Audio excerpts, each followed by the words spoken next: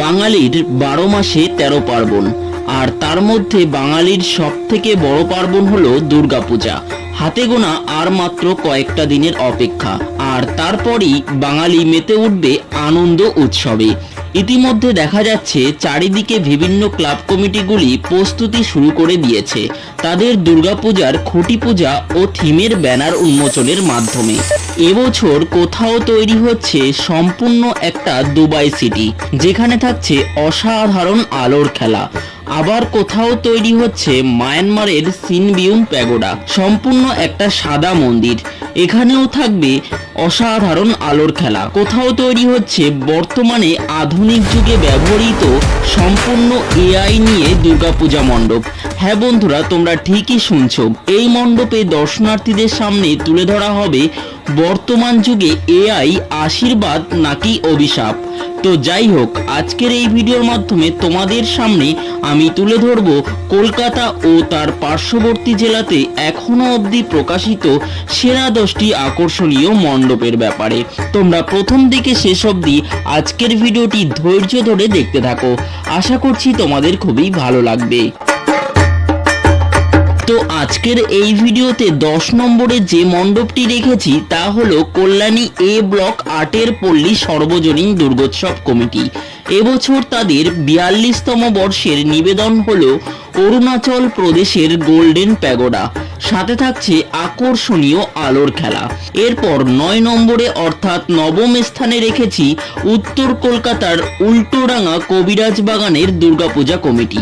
এবারে তাদের 60তম বর্ষের নিবেদন হলো সদ্য উদ্বোধন হওয়া দীঘার জগন্নাথ মন্দির। তারপর 8 নম্বরে রয়েছে উত্তর দমদম 14-এর পল্লী সর্বজনীন দুর্গোৎসব কমিটি। বিরাটি তরুণ সংঘের পরিচালনায় এবছরের 75তম বর্ষের নিবেদনে থাকছে বিশ্বের সবচেয়ে বিখ্যাত বৈষ্ণব মন্দির, অর্থাৎ তামিলনাড়ুর রঙ্গনাথ স্বামী মন্দির। মন্দিরটি ভারতের তামিলনাড়ুর তিরুচিরাপল্লীর শ্রীরঙ্গমে অবস্থিত। শ্রীরঙ্গমে মন্দিরটি হিন্দু মন্দির হিসেবে অবিচ্ছিন্ন ঐতিহাসিক উপস্থিতি সহ সক্রিয় উপাসনায় বিশ্বের বৃহত্তম ধর্মীয় কমপ্লেক্স হিসেবে দাঁড়িয়ে আছে। এরপর আমরা 7 নম্বরের যে দুর্গাপূজা মণ্ডপটি রেখেছি তা হলো আগরপাড়ার তারাপুকুর পশ্চিম পল্লী অধিবাসী বৃন্দ। এবারে তাদের 79তম বর্ষের নিবেদন হলো ব্রিটিশ যুগে বাংলার এক বৈশিষ্ট্যপূর্ণ ঐতিহাসিক নিদর্শন বিশালাকার হাজারদুয়ারি প্যালেস।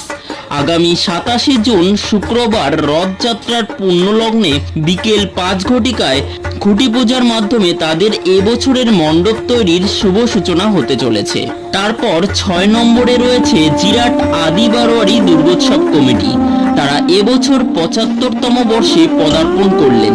তো এই সোনালী বর্ষপূর্তিতে তাদের দুর্গাপূজা 2025-এর নিবেদনে থাকছে লন্ডনের স্বামীনারায়ণ মন্দির। মূলত এই মন্দিরটি BAPS3 মন্দির নামে পরিচিত, যা লন্ডনের নিউজডেনে অবস্থিত। এটি একটি হিন্দু মন্দির এবং এটিকে ব্রিটেনের প্রথম খাঁটি হিন্দু মন্দির হিসেবে বিবেচনা করা হয়। এটি ঐতিহ্যবাহী পদ্ধতি এবং উপকরণ ব্যবহার করে নির্মিত হয়েছে। এরপর 5 নম্বরে রেখেছি হাবড়ার আচার্য প্রফুল্লনগর সমবায় উপনিবেশ লিমিটেড। এবছর তারা 75তম বর্ষে পদার্পণ করলেন।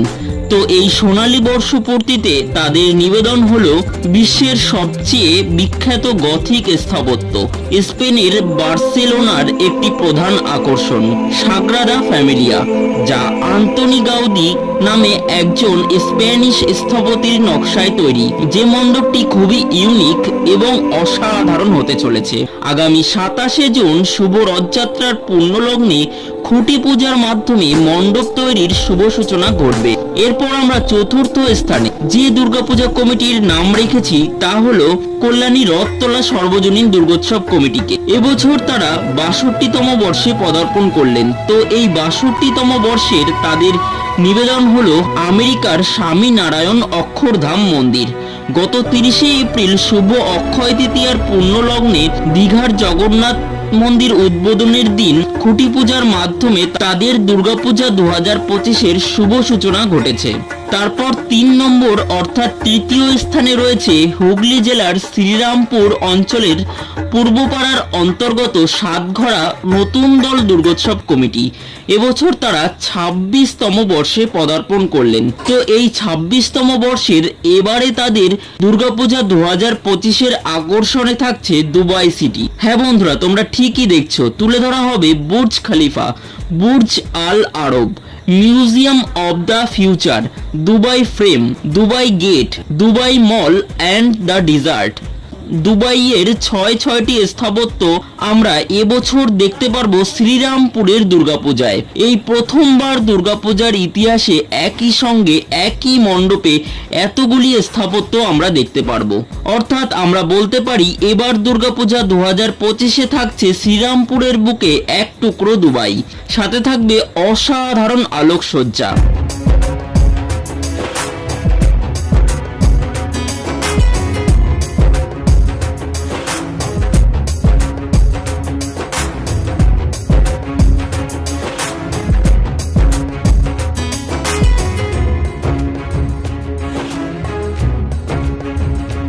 তাহলে তোমরা বুঝতেই পারছো যে এবছরের এই দুর্গাপূজা মণ্ডপটি কতটা আকর্ষণীয় হতে চলেছে।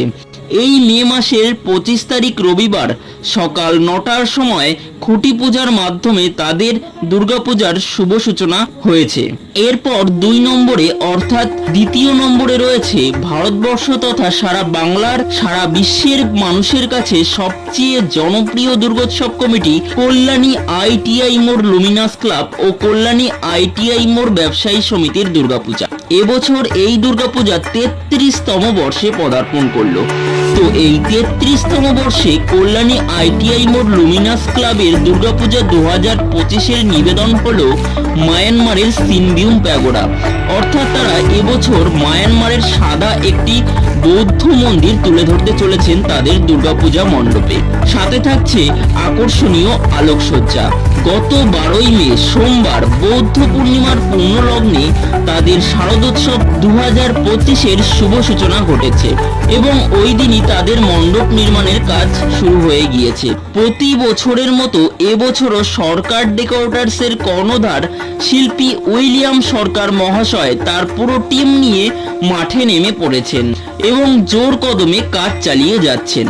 তো এরপর 1 নম্বর অর্থাৎ প্রথম স্থানে যে দুর্গাপূজা কমিটির নাম রয়েছে তা হলো উত্তর কলকাতার গর্ব জগৎ মুখার্জি পার্ক। এবছর তারা 79তম বর্ষে পদার্পণ করলেন। তো এই বর্ষে তাদের এবছরের শিল্পী সুবল পাল মহাশয় পূজা মণ্ডপে তুলে ধরবেন বর্তমান যুগে ব্যবহৃত AI।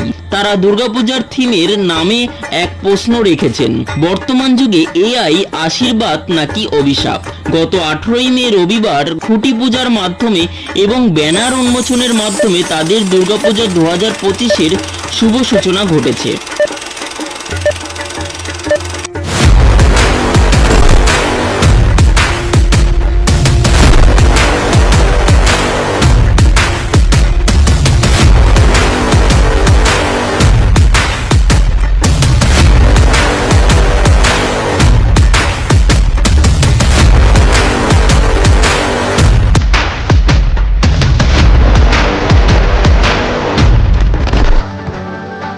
তো বন্ধুরা, আজকের এই ভিডিওর মাধ্যমে এখনো অবধি প্রকাশিত যে 10টি দুর্গাপূজা মণ্ডপ র্যাঙ্ক অর্থাৎ নাম্বারিং করার বিচারে তোমাদের সামনে তুলে ধরলাম, তা সম্পূর্ণ থিম চুজ করার উপরের ভিত্তিতে তুলে ধরেছি।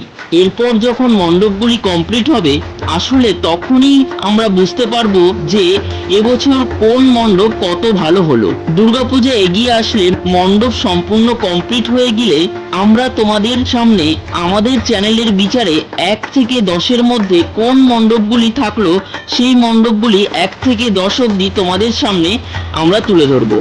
আগামী দিনে পূজা পার্বণের সমস্ত ভিডিও দেখতে হলে আমাদের চ্যানেলটি সাবস্ক্রাইব করে অবশ্যই নোটিফিকেশন বেল বাটনটি অল করে রেখে দিও। আর আজকের ভিডিও ভালো লাগলে লাইক শেয়ার করতে ভুলো না।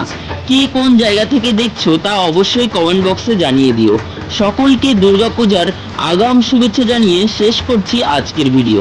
ধন্যবাদ।